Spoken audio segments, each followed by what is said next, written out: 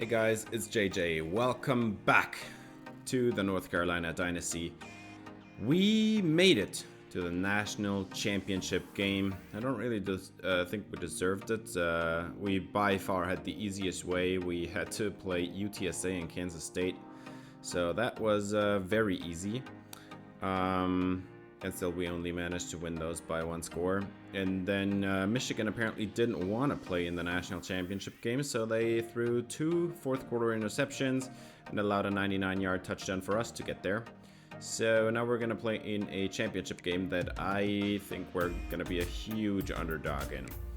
The Florida State Seminoles are going to be our opponent, and they are really talented, especially along the D-line.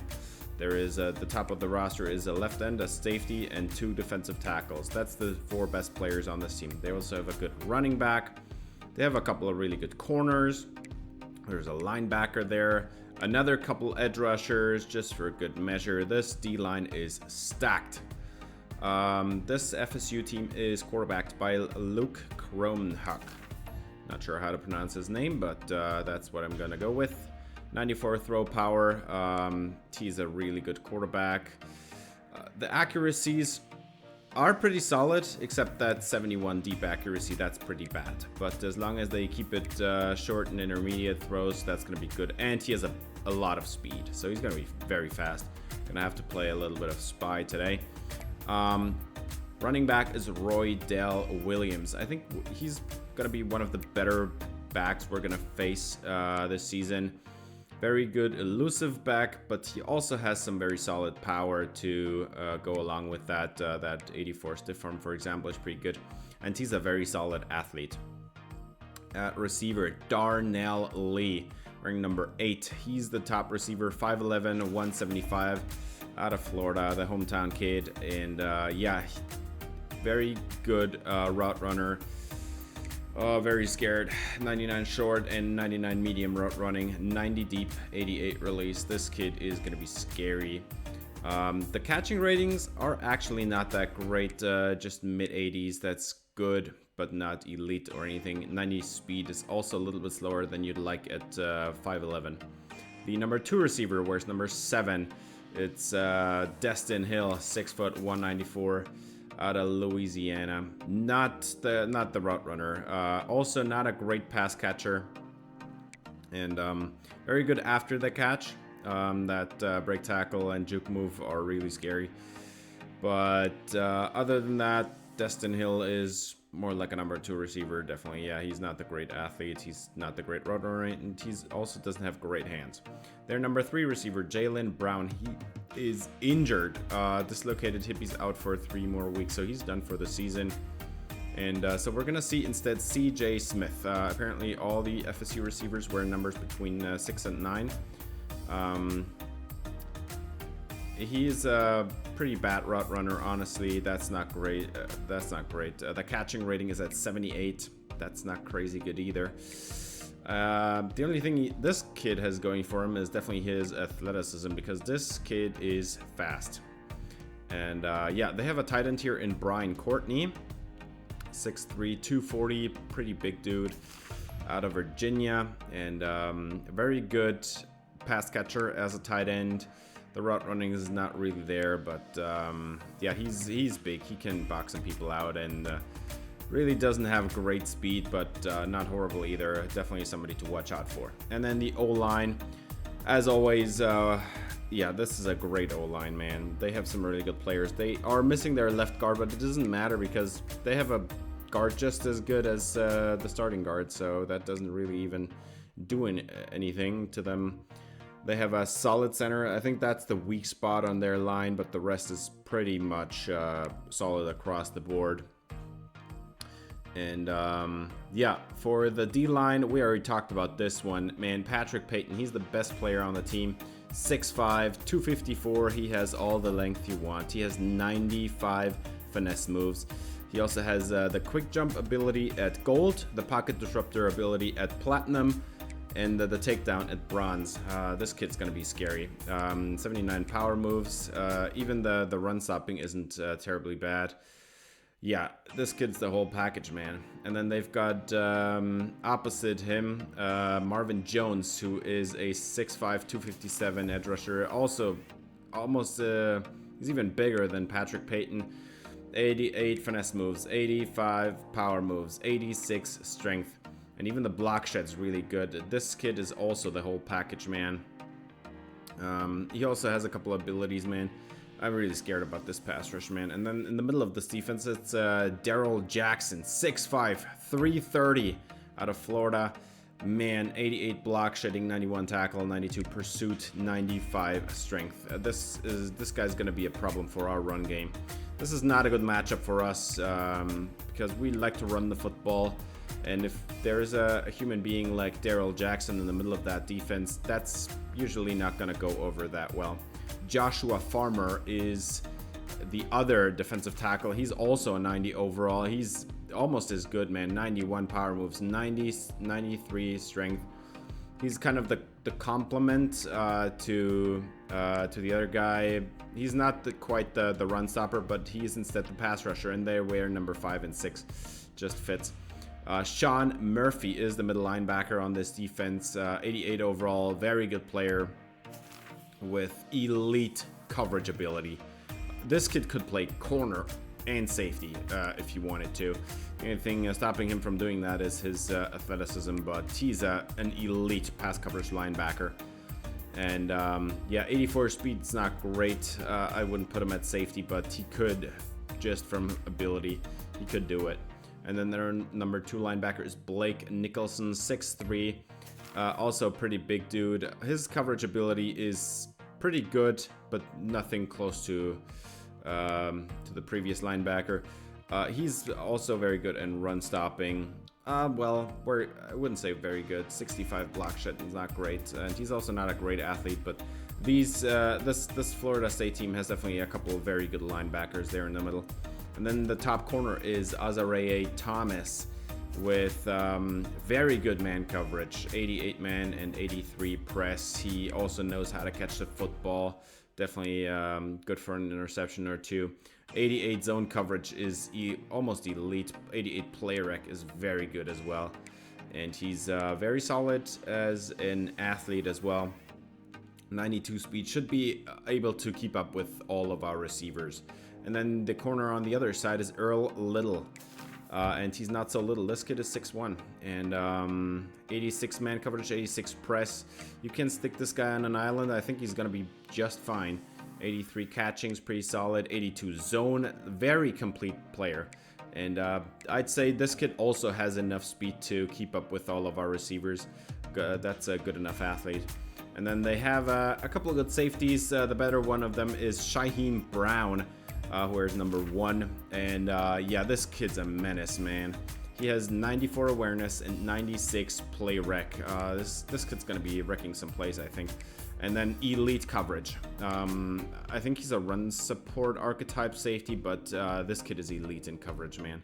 The only thing that's a knock on him is honestly his speed at 86. But yeah, when I ended the last episode, I said that this game was going to be played in a dome, and I did not remember that we're going to be playing in Miami in the Hard Rock Stadium. So this is not a dome. This is going to be the rain. And I also made it sound like a dome is bad for us. But honestly, this is bad for us because we're now kind of forced to run it a lot. But I don't think we're going to be successful running it. Because that D-line from FSU, it's honestly even better than Michigan, honestly.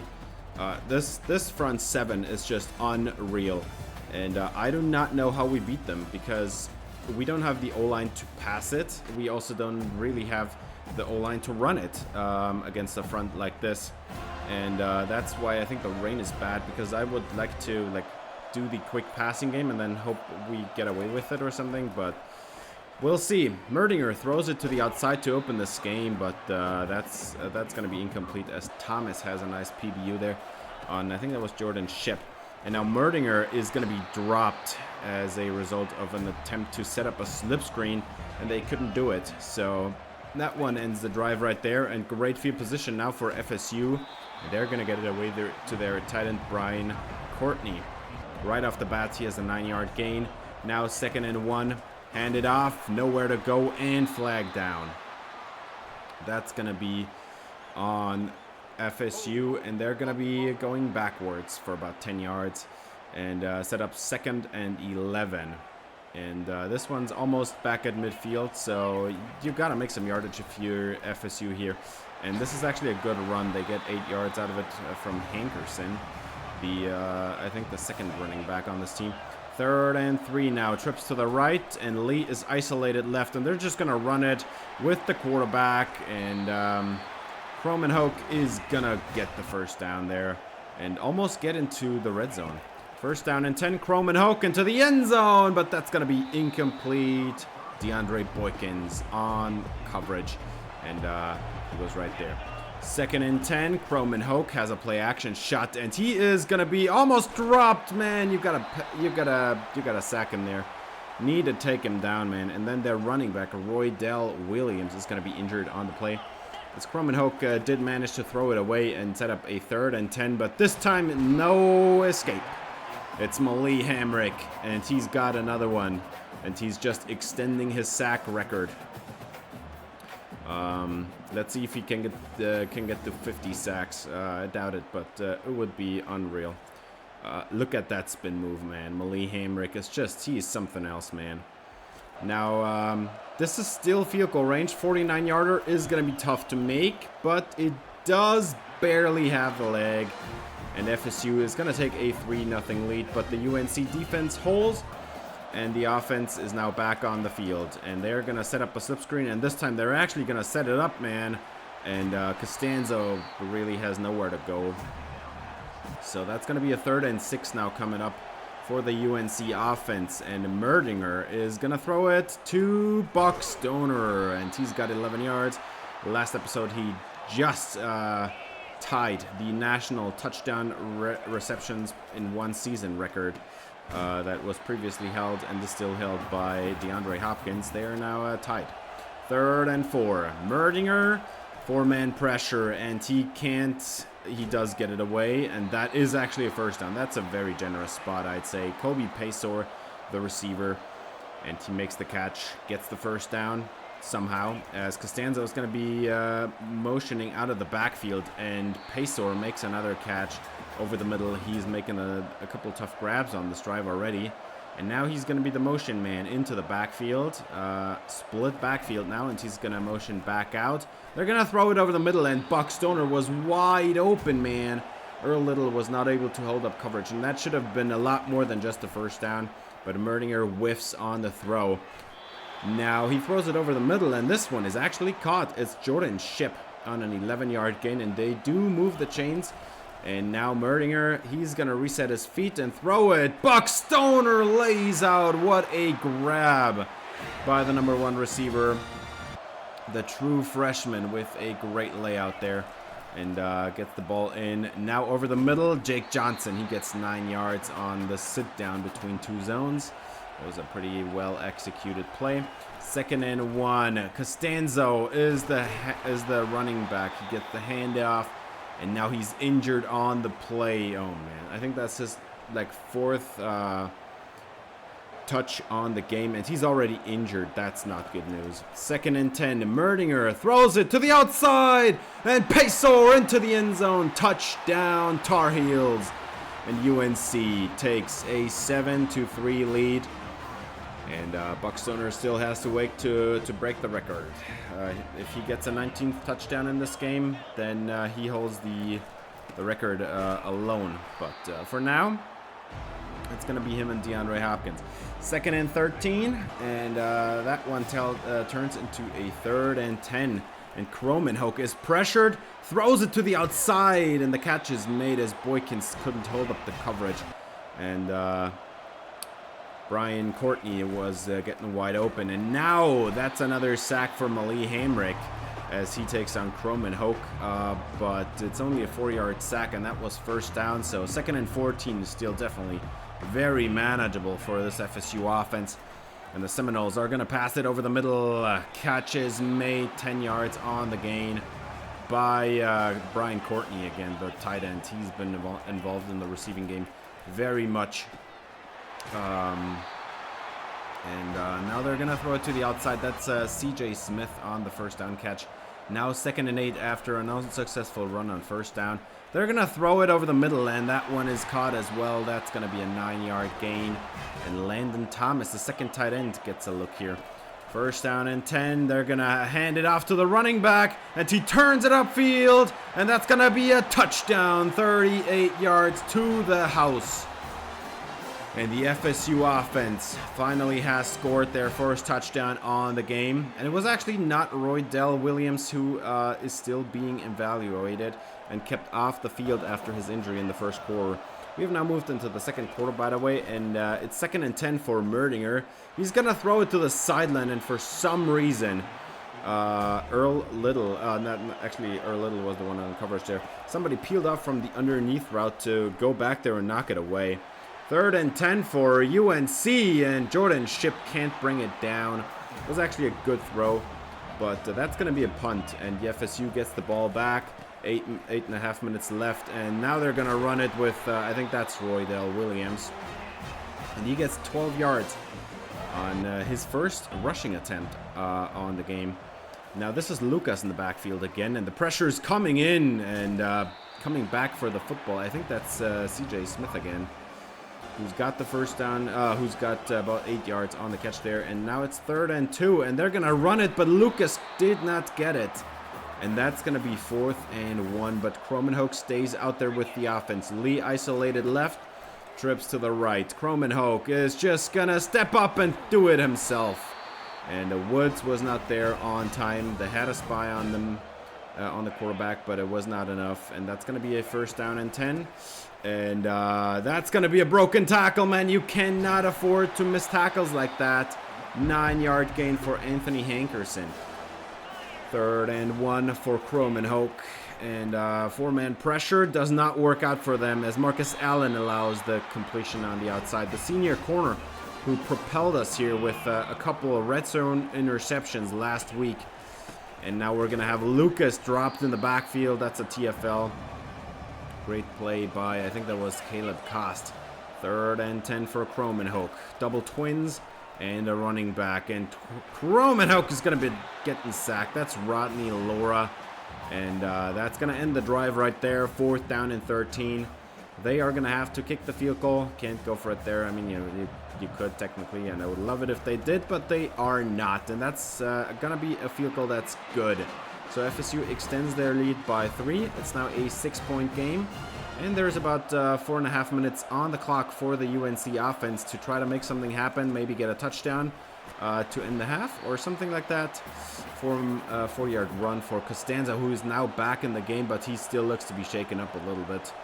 Now we're going to motion Paysor into the backfield, and this is going to be a throw actually, as he's going to dump it to Paysor, but that didn't get very far. So 3rd and 9 coming up now. And Merdinger, he has Buckstoner isolated to the left, trips to the right, and Merdinger is going to get sacked. Oh, well, I mean, I guess he threw it away, but that didn't go well at all, as Patrick Payton was in the backfield there. And FSU is going to get the ball back with very good field position, and Dorian Green just knocked away a 9 route there. Great play by the number 2 corner, but we're going to go back to the run here for FSU, and that didn't work out at all as Travis Shaw was in the backfield. Now 3rd and 12. This one's going to be a tough one. They're going to throw the screen, and that is also a loss. Jaden Patterson on the tackle. And FSU has to give the ball back, and UNC just used the timeout to save those extra precious few seconds. 1st down and 10 for Merdinger, and he's got his man Paysor over the middle. That's a 7-yard gain. Tough catch, but he did make it. 2nd and 3, empty backfield for Merdinger, and he's going to dump it over the middle again as Paysor. He has again another target. I think this is like his 7th or 8th target on the game already. We're at the 2-minute warning now, and Merdinger is going to throw it over the middle, and that's only 4 yards. Buckstoner did make the catch on that one, but so far they have been able to keep him pretty quiet. 2nd and 6 for Merdinger, and he throws it over the middle, and that's intercepted. Jordan Shipp looked to be wide open there, and then the free safety who was covering the opposite hash mark flew over there and dove in front of Jordan's ship. So Hussey makes an unbelievable interception. I cannot believe that he actually got there. And now FSU has a chance to score some points, and there's still a minute and a half on the clock. And now Cromenhoek, they're going to set up the slip screen, and nobody home. Williams runs it down the field, and they finally catch him inside the red zone, and he looks to be shaken up again. So he has to come out of the game again. But set up at the 12-yard line is now Cromenhoek, and he's got a first down. They set up the slip screen, and there is a flag down as we're going to get down to the 1-yard line on the play. And that's going to be a roughing the passer on star pass rusher Malik Hamrick, who I think his sacks actually were very valuable in getting us here in this position, first of all. But FSU is going to run it, and they have nowhere to go on that run. So that's going to be a 2nd and goal now from the 3-yard line as Cromenhoek has trips to the right. And he's going to throw it to his tight end. That's Courtney, and a touchdown for the Seminoles. FSU up by 2 scores. 20-7. Brian Courtney, I think that was his like 6th or 7th catch on the game. 1st and 10 over the middle, and the catch is made. That's Jake Johnson. As we do have still almost a minute on the clock, so let's try to get in field goal range here. Merdinger throws it over the middle. Pesor is going to get the catch, but that's not going to be a first down. It's not going to stop the clock, so UNC uses their 2nd timeout on the game. 2nd and 4 now, and Merdinger is going to throw it to the sideline, and he has a man open. That's going to be a first down. And even getting out of bounds is Jake Johnson on the play. Great play design there. 2nd and 10 for Merdinger, and he is getting sacked on the play. That's Jackson, and they're going to have to hurry up here because there's only 1 timeout left, and you want to reserve that one for the field goal. So 3rd and 17 after the sack. Merdinger gets it away. Pacer gets the last yardage back, and now they're just going to let the clock run down to 3 seconds, take the timeout, and now they have a chance to score a field goal, and it is going to be good. So at least they get some points out of this, but they shouldn't even have turned it over. Unreal play from Hussey there, man. He was literally standing on the outside of the opposite hash at the start of that play, man. And he knows the play is coming, and he just dives in, runs over full speed and dives in. I could not believe that when I saw that, but yeah. So far, FSU definitely the dominant team. And they get the ball back to start the 2nd half, and that's going to be a catch made. That's Smith again, and he's got a first down. Now, 1st down and 10 from the 33-yard line, and they're going to set up a screen, and breaking a tackle is the number 1 receiver there, Darrell Lee. But we appear to have another injury here. That's just not great news for North Carolina as players are leaving the field. And now Florida State is going to go with a play action shot. They get the tight end Courtney again, and he's got another one. That's his 6th catch. They had 5 catches in the first half, man. That is crazy. 1st down and 10, and Cromenhoek has his favorite target, Darrell Lee. That's not actually his favorite target, but this kid has some serious route running, and he was wide open right there as Roydell Williams makes an appearance again as the runner. He gets about 3 yards, but DeAndre Boykins looks to be shaken up here with a bruised shoulder. So who you're seeing back there in the secondary is now Larry Rowe, the true freshman 5-star safety who is not deep there. And that's a touchdown for FSU, and they turn it up again. It's a 3-score game. Touchdown. I think that's CJ Smith, and FSU is now up 27-10. UNC really needs to get something going here on offense as Merdinger is going to throw it behind the defense. Actually, not behind the defense, behind the linebackers, I wanted to say, but he completely whiffed on Buckstoner, who was open there. 2nd and 10.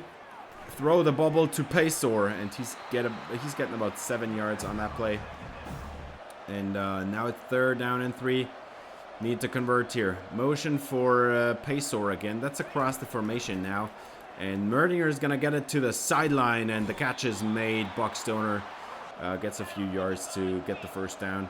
First and 10 now, and they're going to hand it off to Costanzo, who jukes out the safety. What a play. He gets about 11 yards. They surprised him there with a run, as they have been throwing it a lot today. And now they're going to run it again, and Costanzo really has nowhere to go. It's a 3-yard gain. Still, that's not bad, but it's also not great either. 2nd and 7. And Pacer is again the motion man, and this looks to be man coverage here, and it is. It's a zero blitz, and they couldn't get enough separation there, as Buck Stoner was caught immediately. If he had caught that in stride and ran away from the defense man, there was no deep safety or anything. Now Randolph gets a catch and has another first down. 1st and 10 now across midfield here, and Merdinger is going to hand it off to Costanzo, who's still, I mean, it's still 3 yards, but that's just not enough, honestly. 2nd and 7, and they're going to motion Jake Johnson to the other side, and Costanzo has nowhere to go. That's Jackson on the stop, and this is going to be a 3rd and 5 now. Tough 3rd down, you gotta compete here, and they have an open man, and Pacer just goes down, gets the first. The very solid play there. Good play call. 1st and 10 for Merdinger, and they are apparently not even going to hand it off. It was a run play. It was a run pass option that should have been handed off to Costanzo, and they couldn't even get to hand it off there. And then Costanzo gets a 1-yard run on the next play. So this is exactly what I expected from this FSU D line, man. They are dominant, and they're showing it. This looks to be zone coverage there, as Merdinger is going to throw it to the wide open tight end Jake Johnson, and he's going to run down the field and have a huge first down gain. That should not have been happening if FSU had covered up this play, but they didn't. 1st and 10, Merdinger is going to throw it to Jake Johnson, and this time he just drops it. It was right there. It was right in his hands, and he drops it. 3rd and 8 after an unsuccessful run on 2nd down. They are going to throw it up, and Stoner can't haul it in. It's no good. And they are actually taking the field goal now, because this is the three-score game, and that field goal is going to make it a 14-point game. No need to go for it there on 4th and 8. But, man, Jake Johnson and Buck Stoner, if one of them had caught that, it would have been so much easier to go get the touchdown, man. But, well, this is not how it is. FSU is still up by 2 touchdowns, and they are back on offense. And that catch is made at the sideline. It's a 6-yard gain, as Cromanhoek is still on the money. He has not seen a drop from his receivers all day. And Roydell Williams has the blitz pickup, and he has the perfect play there. They throw it down the field, and that's caught by the number 2 receiver there. And now Williams finally has nowhere to go. That's going to be a loss. Caleb Cost in the backfield. 3rd and 10 for Cromanhoek. This is where you have to get off the field, and they do. Cromanhoek is sacked by Malik Hamrick. 3rd sack of the day for the Heisman-winning edge rusher. And UNC is still in business, but we just started the 4th quarter. You need to go get a touchdown right now. 1st and 10, one-on-one, and can't haul it in. That's Jordan Shipp on the target. 3rd and 10 for Merdinger, as they couldn't get it going on 2nd down either. And Merdinger is going to throw a one-on-one downfield, and Stoner has it go through his hands. Man, you need to haul that one in, man. That jump ball in the end zone, that's one thing to drop that one. But that one, on that goal ball right now, man, you have to have it. It's right in your hands, man. Just come down with it, man. So instead, it's 4th down. They punt it away, and FSU has already gained a first down across midfield, as still nobody can cover Brian Courtney. 1st down and 10 for Cromanhoek, and he's going to throw it behind the defense. That's going to be a touchdown, as Darrell Lee wide open behind the secondary there.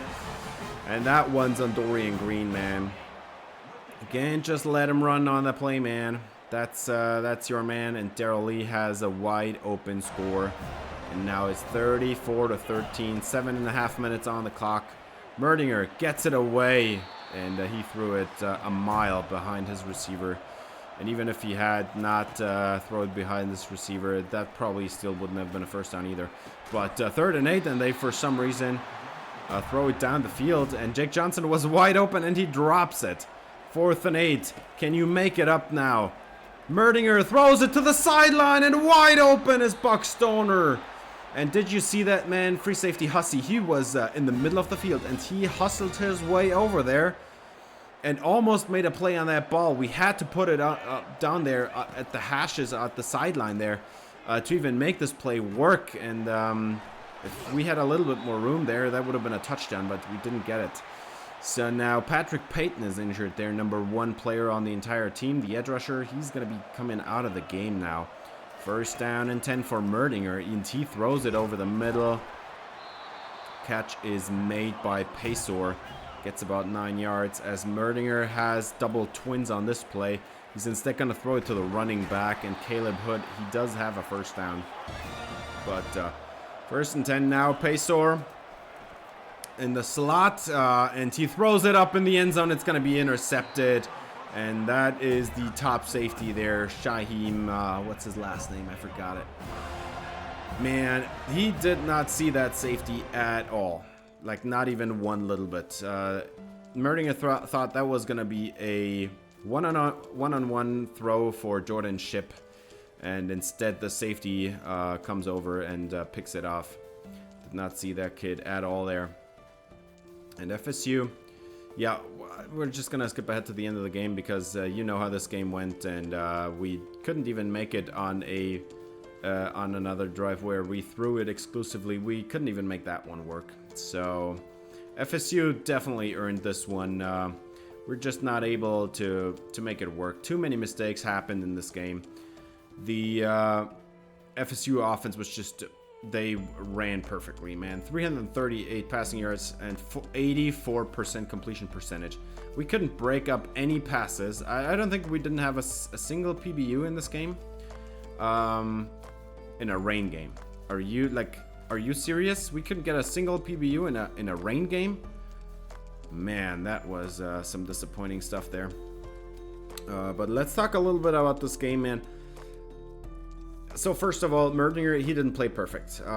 He had a couple of missed throws, definitely. There were a few misses where we could have gotten the 1st down if he had to put it on the money, especially that Buck Stoner one over the middle there. I think that would have been a 20-yard completion or something. And then earlier in the game, there was another one on Buck Stoner that he underthrew. I think he missed one on Jake Johnson as well.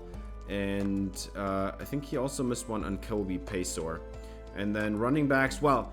So Costanzo got injured right away, right? So we were like already down one of our biggest threats with his power and speed, man.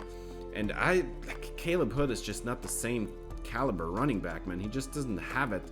So I was like, okay, let's just keep throwing it, and it did work on the 2nd drive of the game. We had a very solid drive there. Didn't run it much on that drive, I think twice or something, but it was like a 14-play drive and we almost exclusively threw it. And that did actually work on that drive, but after that it didn't work anymore, and I didn't have Kyle Costanzo, so I also didn't really want to run the ball.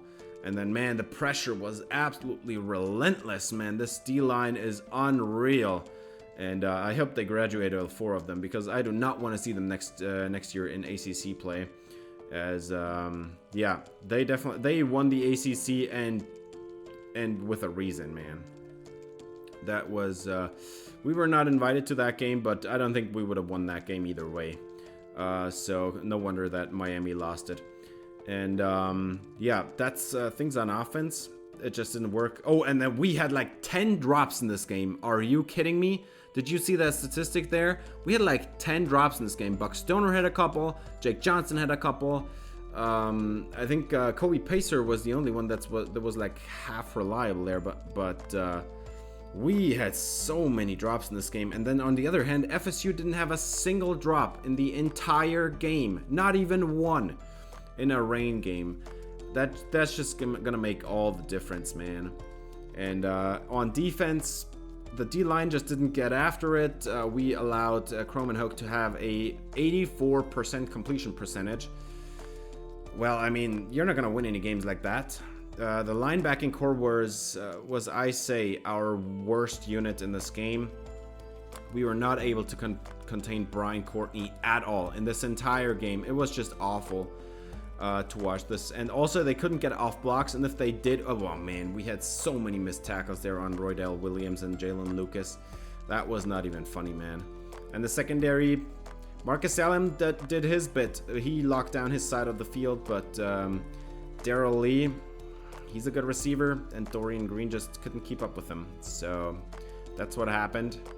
And yeah, I did throw 2 picks on the one. Man, I really could not believe that he got over there as fast as he did. He was literally standing on the other side of the field, and he broke down on that over route by Jordan Chip like no business. And the other pick, I just didn't see the safety, but he was like in like dark shades or something. I didn't see that this was not going to be a one-on-one, but yeah, that's gonna do it for this episode. Thanks for watching. If you enjoyed, please leave a like and subscribe for more Tar Heels Dynasty. See you in the next episode, which is gonna be the off season. Until then, have a great day.